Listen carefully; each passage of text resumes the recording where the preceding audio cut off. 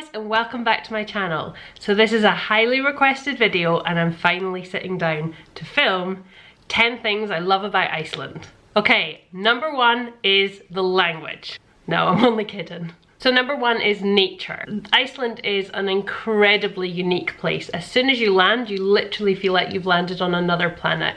You've got lava fields that are so stark and dramatic, and then in the summertime they're covered by moss, which is incredibly beautiful, and then in the wintertime they've got this dusting blanket of snow across them, and it's really incredible to see the black and white contrast. You've got black sand beaches, you've got volcanoes with glaciers on them, you've got glacier lagoons, the Diamond Beach, you've got hot rivers, you've got hot pools. There's so much to see here within such a short distance from the city centre as well. It's really fascinating. Number two, hot pools. Hot pools are the way I survive in this country. You've got public swimming pools, which are fantastic. So if you're coming to Reykjavik, make sure you go to a public pool as well as a secret pool if you can manage one on your itinerary. Obviously, you've got the Blue Lagoon. It is the #1 attraction for most people to visit here, and it really is worth it. But there are lots and lots of different options for pools in Iceland, so do some research. I'll try and film a video on this soon as well, because it's something that I would like to share with you. Number three is heating here. The heating in Iceland is all geothermal, so it's coming from the active geothermal landscape, which is a little bit worrying when you start thinking about it, but we are surrounded by all these volcanoes, and inside that landscape is lots and lots and lots of hot water. And so the geothermal plants here are working really hard to heat not only our houses and our hot pools and so on, but it means that you have access to hot water pretty much instantly. So when you come in, you can have a hot shower. It doesn't cost too much to have a nice long hot shower. You can turn the heating on, but usually we actually don't have much heating on in the house because all of the buildings are really well insulated. Heating is on throughout the building, so it means that our houses are always cozy warm. So I'm usually not wearing too much indoors, but when you go outside you need a big jacket on. In saying that, walking around Reykjavik, you'll actually see quite a lot of houses with a window open, even if it's snowing outside and minus whatever, because we have to have the hot water running through the pipes, so all of the radiators are on kind of the lowest setting. So sometimes we actually open up the window to try and cool down the room as well. Very different to what it was like in the UK. Number four is safety. I feel as a female walking around Reykjavik or out late at night or whatever, even if I'm just coming home on my own, I feel really safe here. It is a very safe country, it's a very safe capital city. There are obviously petty crimes happening, as everywhere. I think it's been voted the #1 safe capital, but don't quote me on that. It does feel very much like a town instead of a big bustling city. For example, I will walk Mia to the dagmama in the morning, and I will always see children kind of leaving the house in the morning and walking themselves to school. And the parents don't have to worry. They know that it's going to be okay. They know the child is safe. You can't buy that, can you? It's so nice to know that you can kind of give your kids that independence. Number five, a little bit controversial because I did not necessarily think this would be on my list a couple of years ago, but number five is the pace of life.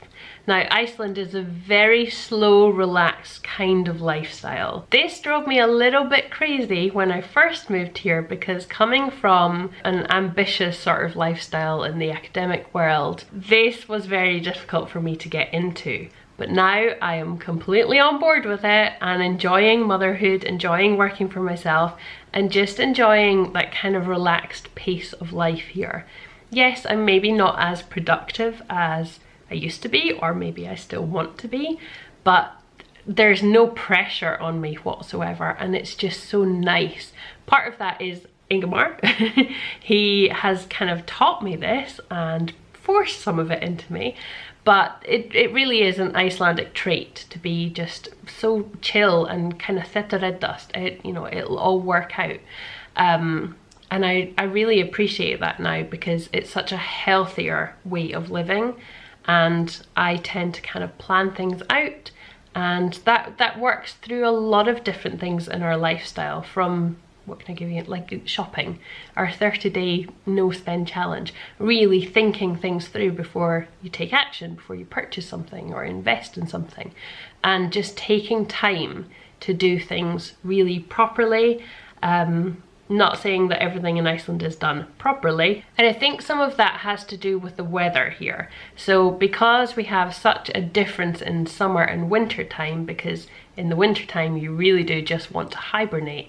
In the summer you're so much more productive and you're going outside and enjoying the sunshine, and getting as much vitamin D and just exploring and enjoying nature, and going to the beach, going to the hot pools and things like that. Whereas in the winter it is really about kind of hygge and staying cozy and fairy lights and cups of hot chocolate or wine or whatever, and just enjoying life and your family and your friends for company, and just kind of making nice moments together. So number 6 is snow. A couple of years ago that would have been higher up in my list, but these days, having to actually walk with a buggy through ice and snow, it's put it down a little bit lower on the list.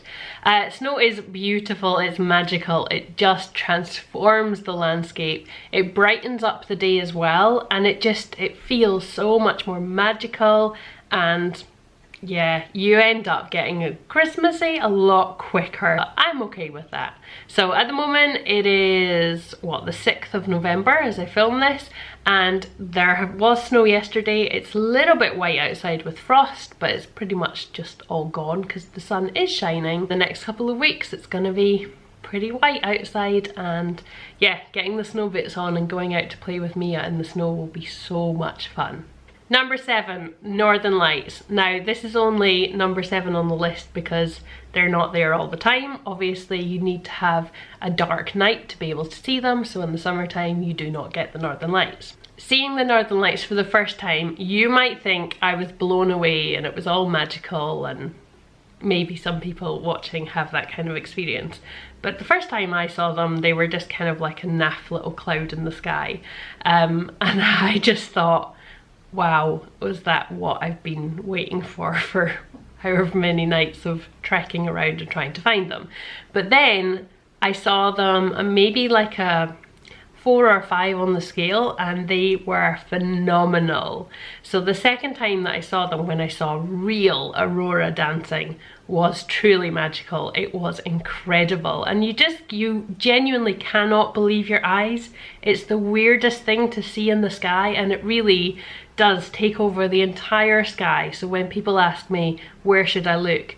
You genuinely do just have to look up. They're there and they're dancing and they're spectacular, and it's so crazy. I can't really describe it. You have to see them. If you're coming to Iceland, absolutely come in the winter time. From November onwards, you'll have a good chance of seeing the Northern Lights, and they are so worth it. Number 8, a minimalist lifestyle. Now this is maybe a kind of on-trend thing these days, minimalism and decluttering and finding joy in your life. But I think that Iceland does actually have this already in the society. So people don't tend to have a lot of clutter in their homes. They have a very minimal interior. It is heavily influenced by Scandinavian design, and I have seen some beautiful homes and some beautiful ways of incorporating old furniture into modern interiors as well. There's lots of other ways that it comes into the lifestyle here, and I think one of them is that Iceland doesn't tend to be a very materialistic country, probably because it would be so expensive. We don't have like a big high street where you could go shopping. We have 2 malls in the city, and both of them pretty much have the same shops in. We tend to go there either to do some food shopping, so grocery shopping, or to take a walk indoors because the weather's so bad outside. We don't have like big retail parks that we would go to. If we want to do shopping, we tend to do it online and order it to our home in Scotland, but it means that you have to think a lot harder about what you're going to buy because you've got to be patient until that next trip. It's not that Iceland isn't materialistic, so we do have kind of like the trends, so everyone has, I don't know, like the latest iPhone. Most kids have earpods, and yeah, everyone's got the 66 degrees north jacket or whatever. I'm just trying to think of examples, but they have the best of things. So they don't have kind of like high street, fast fashion wardrobe. It's much more like specific things. You need a good winter coat, so you have one really good winter coat. You need snow boots, so you have one pair of really good winter boots. I don't know if I'm explaining this right, but the lifestyle here is a lot more minimal, and I think that people select things a little bit more carefully, and so you don't end up hoarding and having numerous things in your life. Number 9 is food. The lamb is delicious in Iceland. There's something like a ratio of 3 sheep to each person living in Iceland, which is kind of crazy considering how small the country is, but and how much landscape the sheep would actually be on. But anyway, the lamb is delicious and definitely worth trying if you're coming here. And the next one is Icelandic skyr. So not to be confused with yogurt, it is a kind of more like a yogurt-y cream cheese. Number 10, I should say is the Viking, and if he's watching this, yes, you're number 10. But actually it's being so close to the UK. So I'm from Scotland, my friends and family are mostly in Scotland, and so just being able to book a flight through EasyJet and fly over within like 2 hours, we can be back in the UK, and it's so nice, especially now having Mia to be connected to her gran, her aunts and uncles, and go and play with her cousins. It's really, really great to just be able to fly over 2 hours and we're back home.